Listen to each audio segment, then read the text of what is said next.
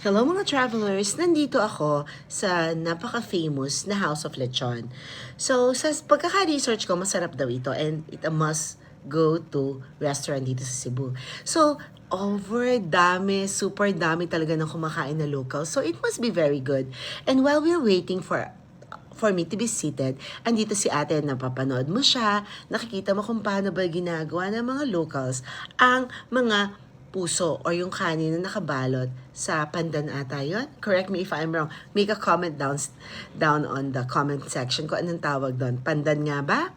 But anyway, habang nag-aantay ako, nakita ko marami pala silang sila serve ng mga food, hindi lang lechon, marami silang piniprepare ng mga sweets, and even kita mo ang place na talagang malinis siya kasi kita mo kung paano piniprepare yung kakainin mo. So eto yung mga prices ng food.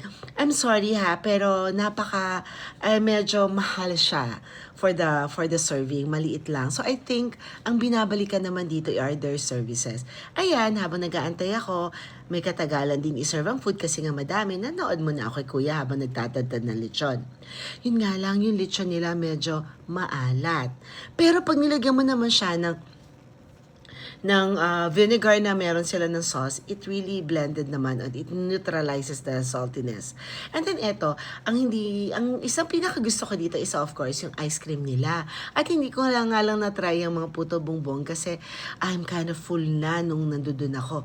So, makakapili ka rin dyan. You can also try that. And eto yung drink sa Four Seasons. Very refreshing. At in-order ko is the Bam-E and yung 1/8 na lechon na only. Actually, it's very expensive. It's 400 pesos. But then again, may katabi ako nag-celebrate. Talaga naman in-entertain nilang ng bonggang-bongga. So I think ang babalikan mo dito is their service. You're paying for the service and not for the food. Then, kung ako tatanungin, babalik ako? Yes, I can go back. Pero medyo mahal lang talaga siya. But then again, sana ma-improve nila yung price and the serving. Thank you!